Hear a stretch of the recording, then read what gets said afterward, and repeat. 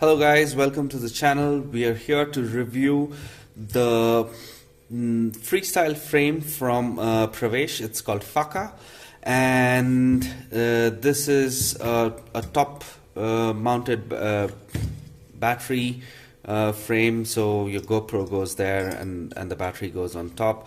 I've not built it yet, but this is I just wanted to do a review of it before I go into the build.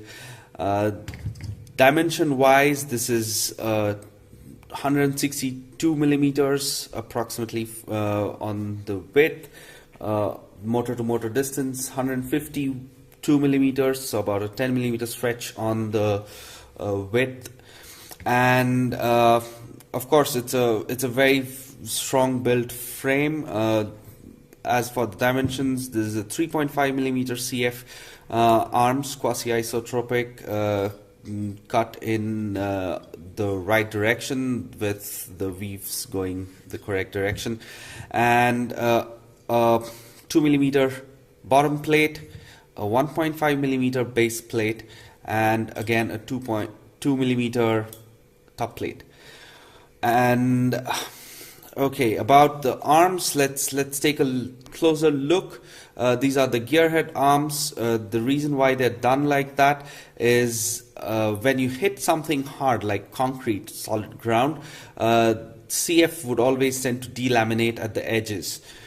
So in this design, after the motor area, there's quite a bit of CF in the round portion also, but then there are those CF protrusions which are sort of sacrificial. When you hit something hard, they delaminate, but the delamination tends to stop at the ends here.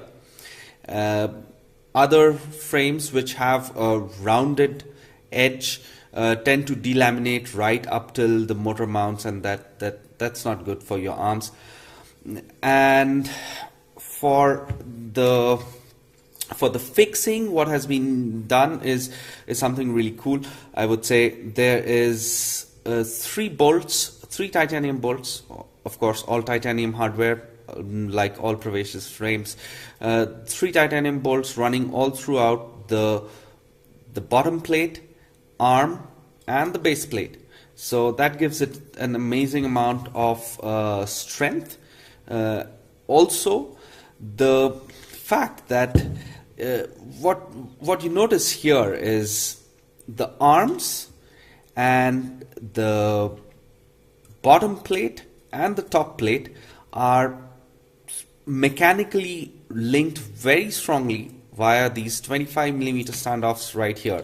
So instead of having the weight of the battery come on directly the bottom plate there, which is common in a lot of freestyle frames of this format, it comes onto the arms. So that my assumption is that makes it much stronger and far better dynamic handling, I would say, of vibrations or flex on the entire frame. Now, coming up front, the standoffs have enough spacing to have a large lens there. The frame comes with a 1.5 millimeter cam mount. Also, at the back there is the standard place to mount your VTX, wire tie stuff, and let's see what else did I miss to cover. Okay, let's have a closer look at some of the finer details here. I will try and zoom in. Okay, the slots as usual are very well zero tolerance slots here for the cam plate mount. The kit comes with the nylock nut for mounting the arm.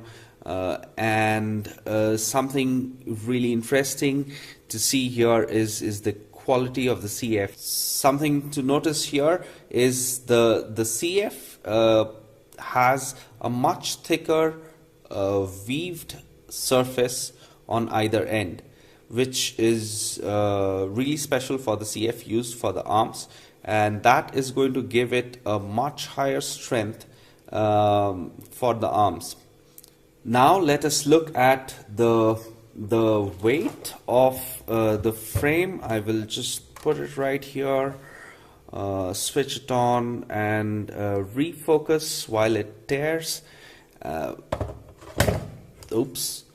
The weight of the frame comes to about 116 grams right there. So it's a very tough built frame. That's what I would say. As in, with the whole weight of the battery coming directly onto the thickest part of the frame, the sandwich is very thick, well built. And just a small tip, what I would suggest is that when you are building the frame, use a flap wheel. I use an 80 grit, a flap wheel that is used to round off. Of course, the groove in the center is because there's an old wheel. I've been using it for some time now. And of course, the bottom part of this frame, I would suggest that keep it in the assembled form and then use the flap wheel so you get a nice rounded edge. You can take the standoffs and the top plate off and do them separately, but have the bottom sandwich part being done together gives it a nice smooth finish. With that small tip, I hope you enjoyed the review, but be sure to check it out on gettbs.in. The frames are already listed, and that's about it. Happy flying.